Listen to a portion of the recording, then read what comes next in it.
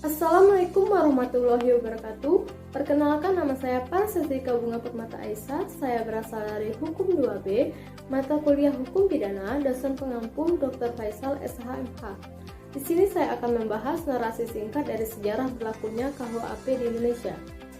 KUHP di Indonesia menurut pasal 2 Aturan Peralihan Undang-Undang Dasar 1945 menyatakan bahwa segala badan negara dan peraturan yang masih ada berlaku selama belum diadakan yang baru menurut Undang-Undang Dasar ini. Dengan demikian, aturan peralihan tersebut bertujuan untuk menghindari kepastian hukum, menjamin kepastian hukum, memberikan perlindungan hukum bagi pihak yang terkena dampak dari perubahan ketentuan peraturan perundang-undangan, dan mengatur hal-hal yang bersifat tradisional yang bersifat sementara. Aturan peralihan tersebut tersusun dari Undang-Undang Dasar 1945 pada hari setelah kemerdekaan pada tanggal 18 Agustus 1945. Ketentuan aturan peralihan ini berhubungan dengan peraturan hukum yang sudah ada, objeknya legal, yang dimana dilakukan semata-mata agar tidak terjadi kekosongan hukum. Hukum pidana kolonial ialah hukum positif. KUHP-nya bersumber dari hukum kolonial Belanda, yakni Wetboek van Strafrecht voor Nederland Indië. Dalam segi substansi hukum pidana tersebut, mengupas kajian-kajian yang lebih matang dan memerlukan wawasan sistem hukum pidana tersebut. Pada dasarnya, aturan peralihan Undang-Undang Dasar 1945 ini menghindari dari kekosongan hukum. Melalui aturan peralihan Undang-Undang Dasar 1945, setidaknya menyatakan dua makna legal secara substansi.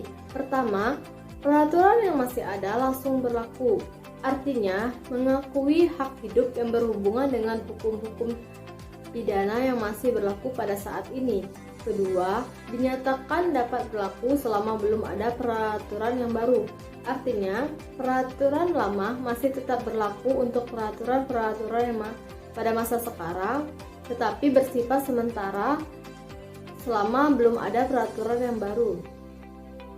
Peraturan Presiden Nomor 2 Tahun 1945 tanggal 10 Oktober 1945 yang terdiri dari pasal 1 dan pasal 2 membahas tentang pada pasal 1 menjelaskan bahwa peraturan lama masih berlaku sebelum adanya peraturan yang baru, asalkan peraturan tersebut tidak bertentangan dengan undang-undang. Pada pasal 2 menjelaskan bahwa peraturannya berlaku sepanjang tidak bertentangan dengan Undang-Undang Dasar dan peraturan presidennya dengan tegas menyatakan pembatasan yang peraturannya berlaku pada masa. Pada pasal 2 menjelaskan bahwa peraturannya berlaku sepanjang tidak bertentangan dengan Undang-Undang Dasar 1945 dan peraturan presidennya dengan tegas menyatakan pembatasan yang peraturannya berlaku pada masa pendudukan Jepang. Undang-Undang Nomor 1 Tahun 1946 membahas tentang peraturan hukum pidana pada tanggal 26 Februari 1946. Adapun pasal 1, pasal 5, dan pasal 6 merupakan pasal-pasal penting dari peraturan hukum pidana tersebut.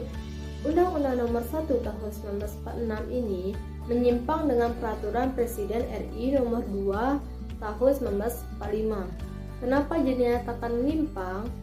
Karena pokoknya ditentukan dari peraturan yang ada asalkan tidak bertentangan dengan Undang-Undang Dasar.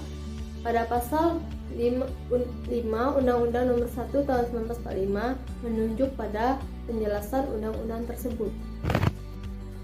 Dapat disimpulkan bahwa dasar berlakunya KUHP di Indonesia tidak terlepas dari makna legal yang membahas tentang peraturan hukum pidana yang masih berlaku selama tidak bertentangan dengan Undang-Undang Dasar dan kedudukan negara RI yang merdeka, dan pada dasarnya tidak terlepas dari pasal-pasal yang sudah ada di KUHP sendiri yang bersumber dari kolonial Belanda tersebut. Mungkin hanya itu yang bisa saya sampaikan, lebih dan kurang saya mohon maaf. Saya akhiri, wabillahi taufiq wal hidayah. Wassalamualaikum warahmatullahi wabarakatuh.